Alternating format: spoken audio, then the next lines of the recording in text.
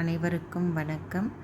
கருட பஞ்சமி, வளர்பிறை கருட பஞ்சமி கருடாழ்வாரின் திருநட்சத்திரம். ஆடி மாதம் சுவாதி நட்சத்திரம் ஆகும். வைகானச ஆகம முறைப்படி இவரின் அவதார திருநட்சத்திரம் ஆடி மாதத்தில் வரும் சுவாதி நாளாக கொண்டாடப்படுகிறது.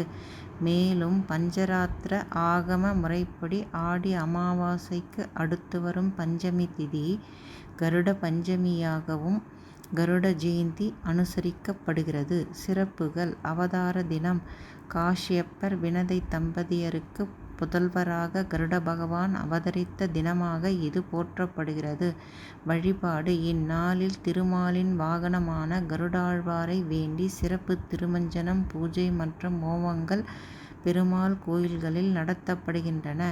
நாகதோஷம் நீங்க கருடனை வழிபடுவதால் நாகதோஷங்கள், விஷபயம், கொடிய தோஷங்கள் விலகும் என்பது ஐதீகம். பெரிய திருவடி: வைணவத்தில் கருடனை பெரிய திருவடி என்றும் அழைக்கின்றனர்.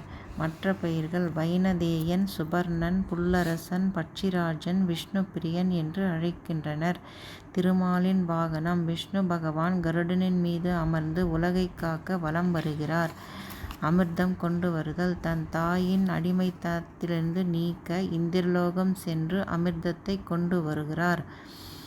பெருமாள் கோவில்களில் மூலவரை தரிசிப்பதற்கு முன்பு கருடாழ்வாரை வழிபடும் வழக்கம் உள்ளது.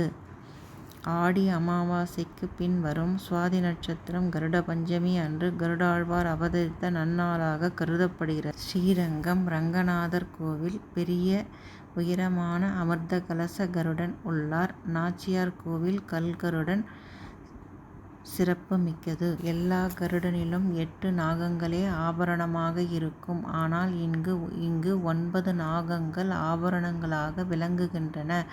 9வது நாகம் கருடனின் வாலை அலங்கரிக்கிறது.